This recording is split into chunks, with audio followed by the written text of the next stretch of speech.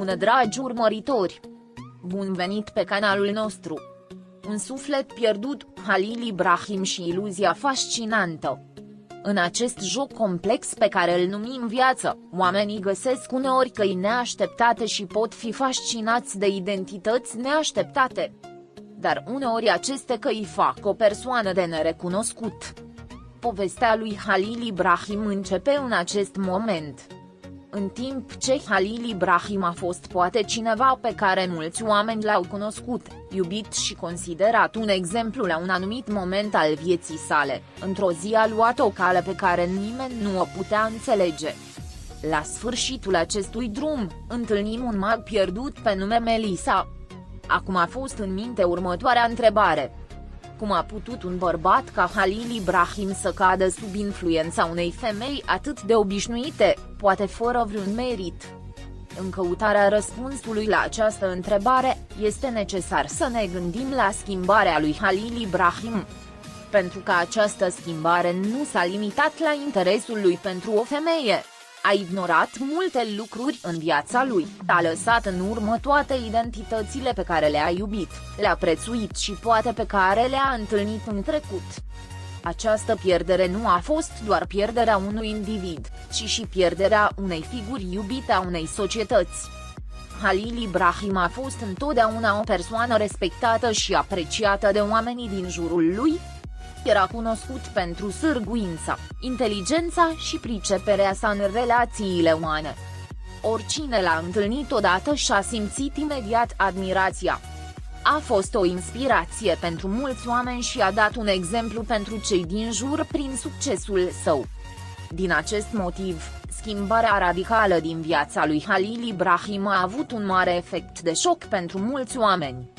Melisa, pe de altă parte, s-a implicat cumva în viața lui Halil Ibrahim și, poate, l-a făcut să simtă că a umplut un gol pe care l-a găsit pierdut în sine sau pe care încă nu și-a dat seama. Cu toate acestea, din exterior, Melisa părea a fi cineva de care Halil Ibrahim ar fi interesat, nici intelectual, nici fizic. Cum a putut această femeie, care ducea o viață simplă, obișnuită și neglijentă, să atragă atenția lui Halil Ibrahim? Răspunsul la această întrebare a fost poate ascuns în însuși Halil Ibrahim. Există câteva momente de cotitură în viața fiecărui om. Aceste momente de cotitură determină uneori persoana să se redescopere și alteori să se piardă complet. Halil Ibrahim părea să se fi rătăcit la un moment dat în viața lui.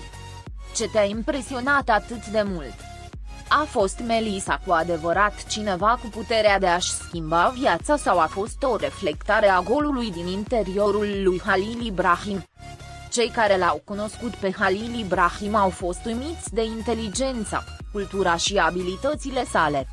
Mulți oameni au lăudat cunoștințele intelectuale, disciplina muncii și contribuțiile la societate. Totuși, acum acest bărbat părea să fi lăsat totul deoparte și să se îndrăgostească de un simplu vrăjitor. În acest moment, a fost insuficient să explicăm schimbarea pe care Halil Ibrahim a experimentat-o doar cu factori externi. Era evident că se desfășura un mare război în lumea lui interioară despre el însuși.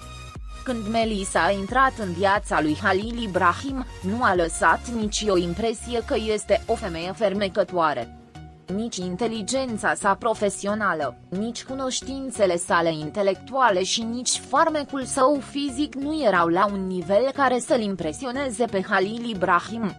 Deci, de ce un bărbat ca Halil Ibrahim era interesat de o astfel de femeie?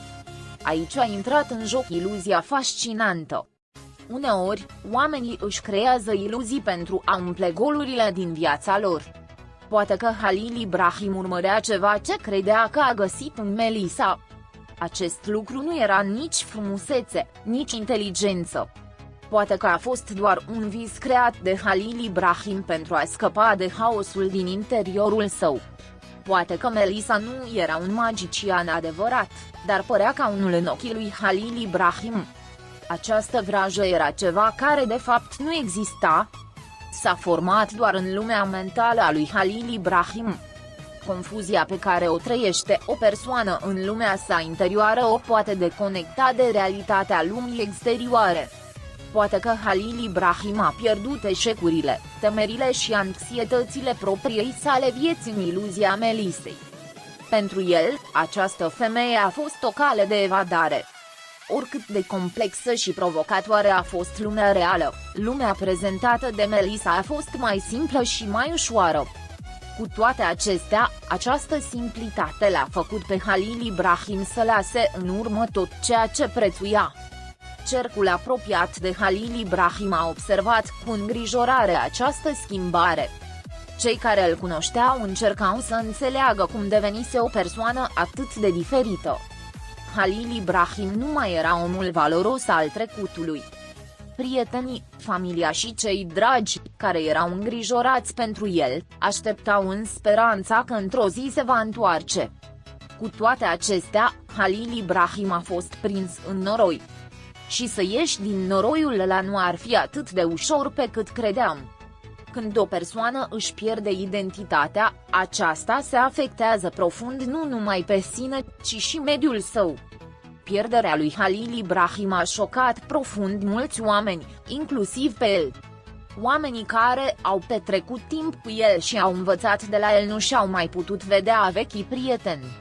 Odată ce Halil Ibrahim a rămas prins în această iluzie, a intrat pe o cale din care era greu să se întoarcă.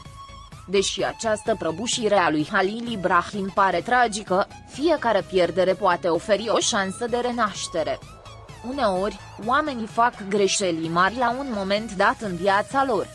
Aceste greșeli îi pot duce la puncte fără întoarcere.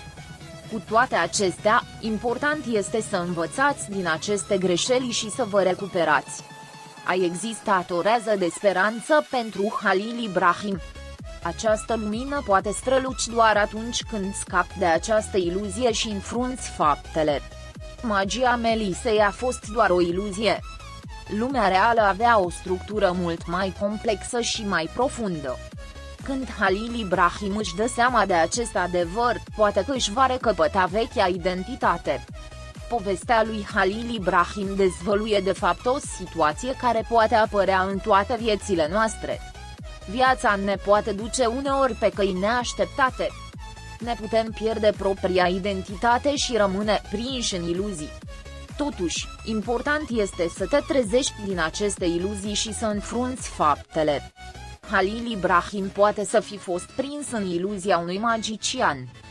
Cu toate acestea, este posibil ca într-o zi să se trezească din această vrajă și să se întoarcă la adevărata sa identitate. Cei care îl iubesc vor aștepta cu răbdare acest moment.